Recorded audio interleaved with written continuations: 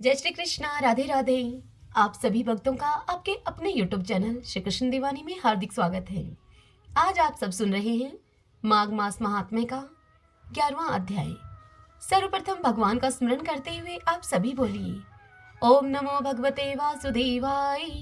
श्री राधा कृष्णाभ्याम नमो नमः। महर्षि वशिष्ठ जी राजा दिलीप से माघ मास महात्म्य की कथा का श्रवण कराते हुए उनसे आगे कहते हैं, हे राजन, यमलोकपुरी का दर्शन करके लौटी हुई उन समस्त कन्याओं ने अपनी माता और बांधुओं को यमपुरी और समस्त नरकों का संपूर्ण वृत्तांत विस्तार पूर्वक सुनाया और उनसे आगे कहा कि हे बांधवों, यदि तुम सब संसार के इस बंधन से छुटकारा पाना चाहते हो तो सच्चिदानंद स्वरूप परम देव श्री नारायण भगवान की आराधना करो। यह चराचर जगत आप लोगों की भावना संकल्प से ही निर्मित है। इसे बिजली की तरह चंचल क्षणभंगुर समझकर श्री जनार्दन का पूजन करो। तुम अहंकार विद्युत की रेखा के समान व्यर्थ है, इसे कभी भी अपने पास में नहीं आने दो। शरीर मृत्यु से जुड़ा हुआ है, जीवन भी चंचल है, धन राजा आदि से प्राप्त होने वाली बाधाओं से परिपूर्ण है तथा संपत्तियां क्षणभंगुर हैं। हे माताओं, क्या तुम नहीं जानती, आदि आयु तो नींद में ही चली जाती है। कुछ आयु भोजन आदि में समाप्त हो जाती है, कुछ बालकपन में समाप्त हो जाती है, कुछ बुढ़ापे में और कुछ विषय भोगों के सेवन में ही बीत जाती है। फिर कितनी आयु लेकर तुम धर्म करोगी? अब बचपन और बुढ़ापे में तो भगवान के पूजन का अवसर ही नहीं प्राप्त होता। इसलिए इसी अवस्था में अहंकार शून्य होकर तुम धर्म करो, संसार रूप में भयंकर गड्ढे में गिरकर नष्ट न हो जाओ। हम सबका यह शरीर मृत्यु का घर है तथा आपत्तियों का सर्वश्रेष्ठ स्थान है। यह इतना ही नहीं, यह रोगों का भी निवास स्थान है और मल आदि से भी अत्यंत दूषित रहता है यह। हे माताओं, फिर किस लिए इसे स्थिर समझकर तुम पाप करती रहती हो? यह संसार निशाहार है और नाना प्रकार के दुखों से भरा हुआ है। इस पर विश्वास नहीं करना चाहिए, क्योंकि एक दिन तुम्हारा निश्चय ही नाश होने वाला है। हे बांधवों, तुम सब लोग ध्यानपूर्वक सुनो, हम बिल्कुल सच्ची बात तुमको बता रही हैं। शरीर का नाश बिल्कुल निकट है, अतः श्री जनार्दन का पूजन अवश्य करना चाहिए। सदा ही श्री विष्णु की आराधना करते रहो, यह मानव जीवन अत्यंत दुर्लभ है। हे बांधवों, स्थावर आदि योनियों में अरबों खरबों बार भटकने के बाद किसी तरह से मनुष्य का यह शरीर प्राप्त होता है। मनुष्य होने पर भी देवताओं के पूजन और दान में मन को लगाना तो और भी अधिक कठिन है। हे माताओं, योग बुद्धि सबसे दुर्लभ है। जो दुर्लभ मनुष्य शरीर को पाकर सदा ही श्री हरि का भजन नहीं करता, उनका पूजन नहीं करता, वह तो आप ही अपना विनाश करता है। उससे बढ़कर मूर्ख भला और कौन होगा? तुम लोग दंभ का आचरण छोड़कर चक्र सुदर्शनधारी भगवान विष्णु की पूजा करो। हम लोग बारंबार भुजाएं उठाकर तुम्हारे हित की बात तुमसे कहती हैं। सर्वथा भक्ति पूर्वक भगवान विष्णु का पूजन करना चाहिए और अन्य मनुष्यों के साथ ईर्ष्या भाव को छोड़ देना चाहिए। सबको धारण करने वाले जगदीश्वर भगवान अच्युत की आराधना किए बिना इस संसार सागर में डूबे हुए तुम सब लोग इससे पार कैसे जाओगे? हे माताओं, अधिक कहने की क्या आवश्यकता है। हमारी यह बात तुम सुनो। जो प्रतिदिन तन्मय होकर भगवान गोविंद के गुणों का गान तथा उनके नामों का संकीर्तन सुनते हैं, उन्हें वेद से, तपस्या से, शास्त्रों में बताए हुए दक्षिणा वाले यज्ञों से, पुत्र और स्त्रियों से, संसार के कृत्यों से तथा घर खेत और बंधु बांधवों से भला क्या लेना है। इसलिए तुम लोग भय को छोड़कर श्री केशव की आराधना करो। 40 ग्राम शिला का निर्मल एवं शुद्ध चरणामृत पियो तुम, और भगवान विष्णु के दिन एकादशी के उपवास को किया करो। जब सूर्य मकर राशि पर स्थित हो, उस समय प्रतिदिन प्रातःकाल तुम स्नान करो। साथ ही पति की सेवा में तुम लगी रहो। नरक का भय तो तुम्हें दूर से ही छोड़ देना चाहिए, क्योंकि सब पापों का नाश करने वाली परम पवित्र एकादशी तिथि प्रत्येक पक्ष में आती है। फिर तुम्हें नरक से भय क्यों हो रहा है? घर से बाहर के जल में स्नान करने से पुण्य प्रदान करने वाला माघ मास भी प्रतिवर्ष आया ही करता है। फिर तुम्हें नरक से भय क्यों होता है? वशिष्ठ मुनि राजा दिलीप से इस कथा का श्रवण कराते हुए उनसे आगे कहते हैं कि हे राजन, वे समस्त कन्याएं अपनी माताओं से इस प्रकार कहकर पुनः माघ स्नान, उपवास आदि व्रत धर्म तथा दान करने लगी। श्रीमन नारायण नारायण हरि हरि, भजमन नारायण नारायण हरि हरि। आज हम सुनेंगे श्रीमद् भागवतम महापुराण से वर्णाश्रम धर्म का निरूपण। उद्धव जी भगवान श्री कृष्ण से कहते हैं कि हे कमल नयन श्री कृष्ण, आपने पहले वर्णाश्रम धर्म का पालन करने वालों के लिए और सामान्यतः मनुष्य मात्र के लिए उस धर्म का उपदेश किया था जिससे कि आपकी भक्ति प्राप्त होती है। अब आप कृपा करके यह बताइए कि मनुष्य किस प्रकार से अपने धर्म का अनुष्ठान करे जिससे कि आपके चरणों में उसे भक्ति प्राप्त हो जाए। हे प्रभु, हे महाबाहु माधव, पहले आपने हंस रूप से अवतार ग्रहण करके ब्रह्मा जी को अपने परम धर्म का उपदेश किया था। हे रिपुदमन, बहुत समय बीत जाने के कारण वह इस समय मृत्यु लोक में प्राय नहीं सा रह गया है, क्योंकि आपको उसका उपदेश किए हुए बहुत दिन हो गए हैं। हे अच्युत, पृथ्वी में तथा ब्रह्मा की उस सभा में भी जहाँ पर संपूर्ण वेद मूर्तिमान होकर विराजमान रहते हैं, आपके अतिरिक्त ऐसा कोई भी नहीं है जो आपके इस धर्म का प्रवचन, परिवर्तन अथवा संरक्षण कर सके। इस धर्म के प्रवर्तक, रक्षक और उपदेशक आप ही हैं। आपने पहले जैसे मधुदैत्य को मारकर वेदों की रक्षा की थी, ठीक वैसे ही अपने धर्म की भी रक्षा कीजिए।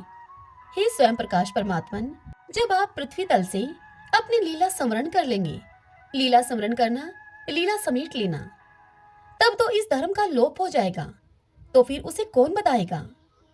आप समस्त धर्मों के मर्मज्ञ हैं, इसलिए हे प्रभु, आप उस धर्म का हमसे वर्णन कीजिए जो आपकी भक्ति प्राप्त कराने वाला है, और यह भी हमसे बतलाइए कि किसके लिए उसका कैसा विधान है।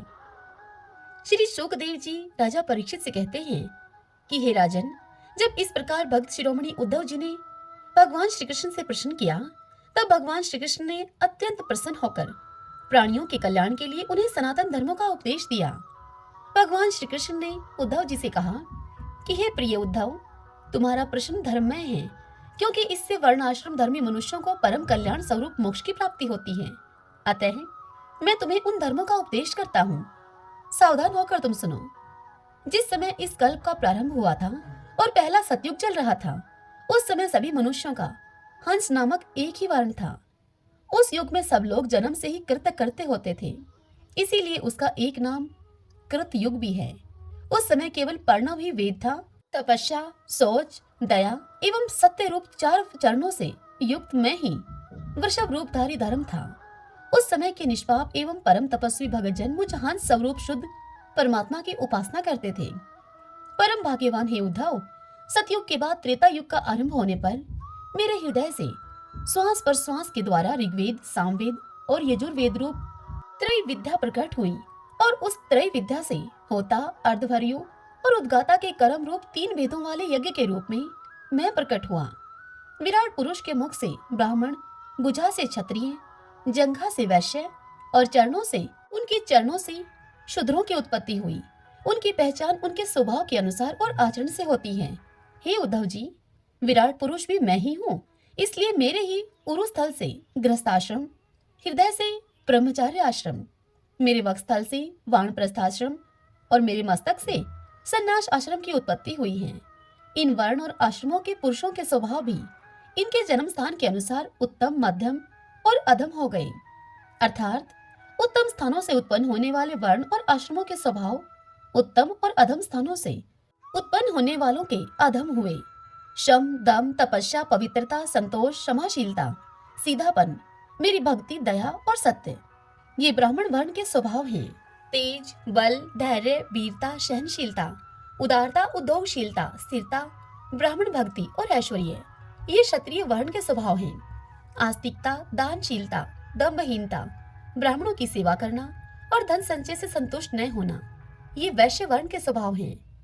ब्राह्मण गौ और देवताओं की निष्कपट भाव से सेवा करना और उसी से जो कुछ उसे मिल जाए उसमें संतुष्ट रहना, ये शूद्र वर्ण के स्वभाव हैं। अपवित्रता, झूठ बोलना, चोरी करना, ईश्वर और परलोक की परवाह न करना, झूठ मूठ झगड़ना और काम, क्रोध एवं तृष्णा के वश में रहना, ये अंत्यजों के स्वभाव हैं। हे उद्धव जी, चारों वर्णों और चारों आश्रमों के लिए साधारण धर्म यह है कि मन, वाणी और शरीर से किसी की भी हिंसा न करे, सत्य पर दृढ़ रहे, चोरी न करे, काम, क्रोध और लोभ से बचे और जिन कर्मों के करने से समस्त प्राणियों की प्रसन्नता और उनका भला हो, वही कर्म करे।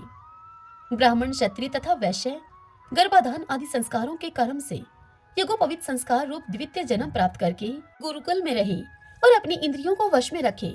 आचार्य के बुलाने पर वेद का अध्ययन करे और उसके अर्थ का भी विचार करे।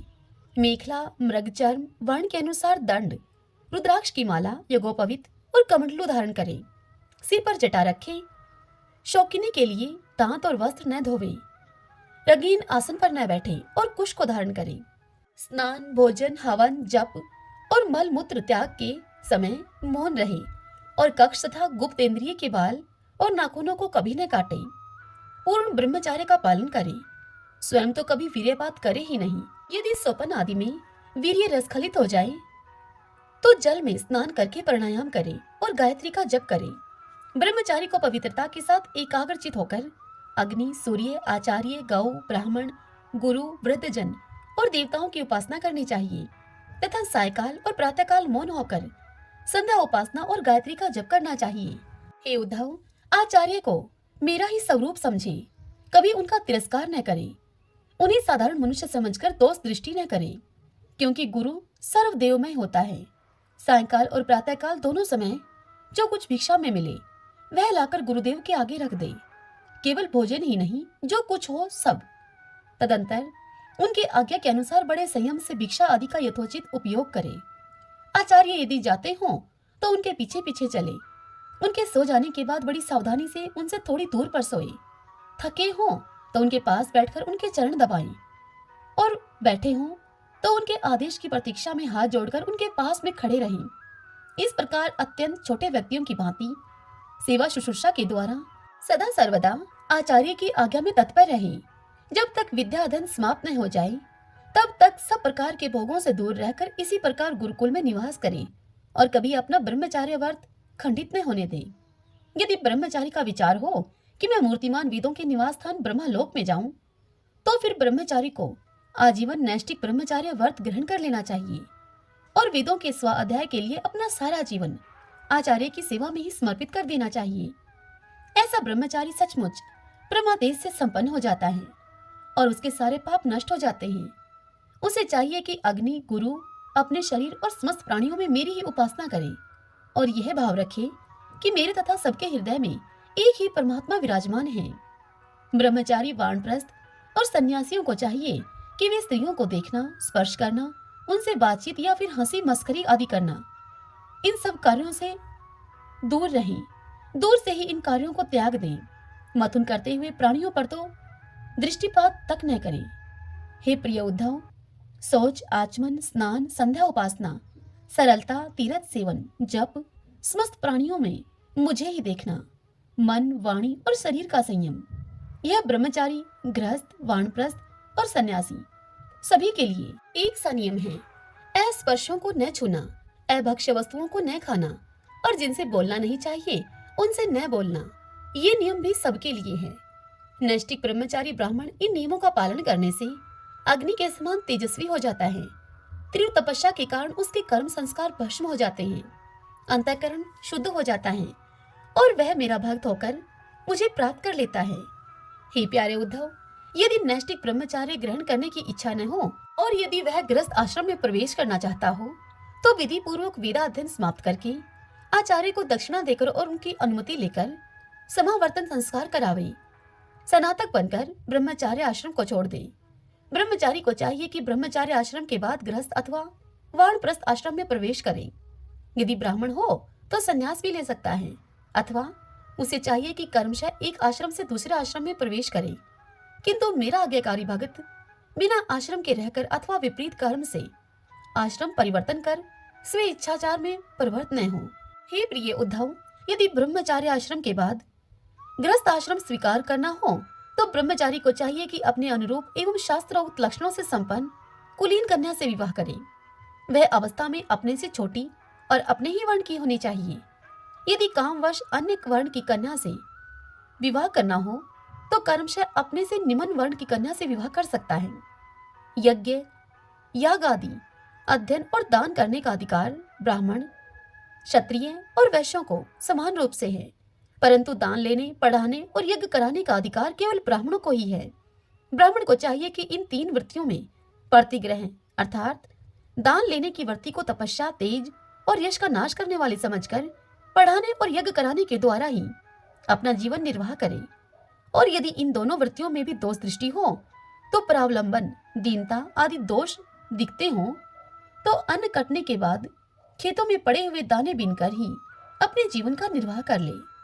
हे उद्धव, ब्राह्मण का शरीर अत्यंत दुर्लभ है, किंतु यह इसलिए नहीं है कि इसके द्वारा तुच्छ विषय भोग ही भोगे जाएं। यह तो जीवन पर्यंत कष्ट भोगने, तपस्या करने और अंत में अनंत आनंद स्वरूप मोक्ष की प्राप्ति करने के लिए है। जो ब्राह्मण घर में रहकर अपने महान धर्म का निष्काम भाव से पालन करता है और खेतों में तथा बाजारों में गिरे पड़े हुए दाने चुगकर संतोष पूर्वक अपने जीवन का निर्वाह करता है, साथ ही अपना शरीर, प्राण, अंतःकरण और आत्मा मुझे समर्पित कर देता है और कहीं भी अत्यंत आसक्ति नहीं करता, वह बिना संन्यास लिए ही परम शांति स्वरूप परम पद को प्राप्त कर लेता है। जो लोग विपत्ति में पड़े हुए कष्ट पा रहे मेरे भक्त ब्राह्मण को विपत्तियों से बचा लेते हैं, उन्हें मैं शीघ्र ही समस्त आपत्तियों से उसी प्रकार बचा लेता हूँ जैसे कि समुद्र में डूबते हुए प्राणी को नौका बचा लेती है। राजा पिता के समान सारी प्रजा का कष्ट से उद्धार करे, उन्हें बचावे, जिस प्रकार गजराज दूसरे गजों की रक्षा करता है और धीर होकर स्वयं अपने आप से अपना उद्धार करे।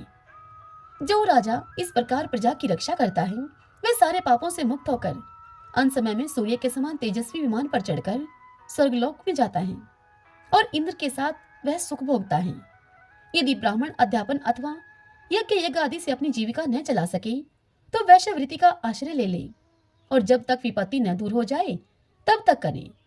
यदि बहुत बड़ी आपत्ति का सामना करना पड़े, तो ऐसे में तलवार उठाकर क्षत्रियों की वृत्ति से भी अपना काम चला ले, परंतु किसी भी अवस्था में नीचों की सेवा, जिसे स्वानवर्ती कहते हैं, वह न करे। इसी प्रकार यदि क्षत्रिय भी प्रजा पालन आदि के द्वारा अपने जीवन का निर्वाह न कर सके, तो वैश्यवृत्ति, व्यापार आदि कर ले। बहुत बड़ी आपत्ति हो तो शिकार के द्वारा अथवा विद्यार्थियों को पढ़ाकर अपनी आपत्ति के दिन काटते, परंतु नीचों की सेवा अर्थात श्वानवर्ती का आश्रय कभी न ले। वैश्य भी आपत्ति के समय शूद्रों की वृत्ति सेवा से अपना जीवन निर्वाह कर ले और शूद्र चटाई बुनने आदि कारुवर्ती का आश्रय ले ले। परंतु हे उद्धव, ये सारी बातें आपत्ति काल के लिए ही हैं। आपत्ति का समय बीत जाने पर निम्न वर्णों की वृत्ति से जीविका उपार्जन करने का लोभ न करें। गृहस्थ पुरुष को चाहिए कि वेदाध्ययन रूप ब्रह्मा यज्ञ, तर्पण रूप पितृ यज्ञ, हवन रूप देव यज्ञ, काक बलि आदि भूत यज्ञ और अन्नदान रूप अतिथि यज्ञ आदि के द्वारा मेरे स्वरूप भूत ऋषि, देवता, पितृ, मनुष्य एवं अन्य समस्त प्राणियों की यथाशक्ति प्रतिदिन पूजा करता रहे। गृहस्थ पुरुष अनायास प्राप्त अथवा शास्त्रोक्त रीति से उपार्जित अपने शुद्ध धन से अपने भृत्य आश्रित प्रजाजन को किसी प्रकार का कष्ट न पहुंचाते हुए न्याय और विधि के साथ ही यज्ञ करे। हे प्रिय उद्धव, गृहस्थ पुरुष कुटुंब में आसक्त न हो, बड़ा कुटुंब होने पर भी भजन में प्रमाद न करे। बुद्धिमान पुरुष को यह बात भी समझ लेनी चाहिए कि जैसे इस लोक की सभी वस्तुएं नाशवान हैं, ठीक वैसे ही स्वर्ग आदि परलोक के भोग भी नाशवान हैं। यह जो स्त्री, पुत्र, भाई, बंधु और गुरुजनों का मिलना जुलना है, यह ठीक वैसा ही है जैसे कि किसी प्याऊ पर कुछ बटोहिए इकट्ठे हो गए हों। सबको अलग अलग रास्ते जाना है। जैसे स्वप्न नींद टूटने तक ही रहता है, ठीक वैसे ही इन मिलने जुलने वालों का संबंध भी, यह संबंध भी शरीर के रहने तक ही रहता है। फिर तो कौन किसको पूछता है। गृहस्थ को चाहिए कि इस प्रकार का विचार करके घर गृहस्थी में फंसे नहीं, उसमें इस प्रकार अनाशक भाव से रहे मानो कि कोई अतिथि निवास कर रहा हो। जो शरीर आदि में अहंकार और घर आदि में ममता नहीं करता, उसे घर गृहस्थी के फंदे बांध नहीं सकते। भक्तिमान पुरुष गृहस्थोचित शास्त्रोक्त कर्मों के द्वारा मेरी आराधना करता हुआ घर में ही रहे, अथवा यदि पुत्रवान हो तो वानप्रस्थ आश्रम में चला जाए या फिर संन्यास आश्रम को स्वीकार कर ले।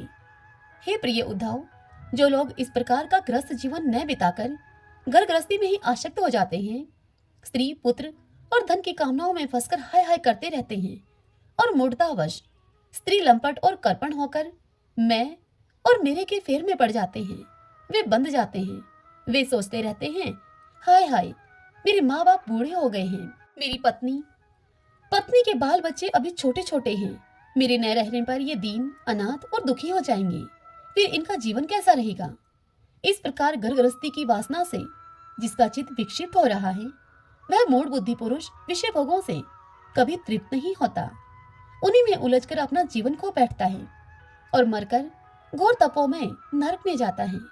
श्रीमन नारायण नारायण हरि हरि, भजमन नारायण नारायण हरि हरि।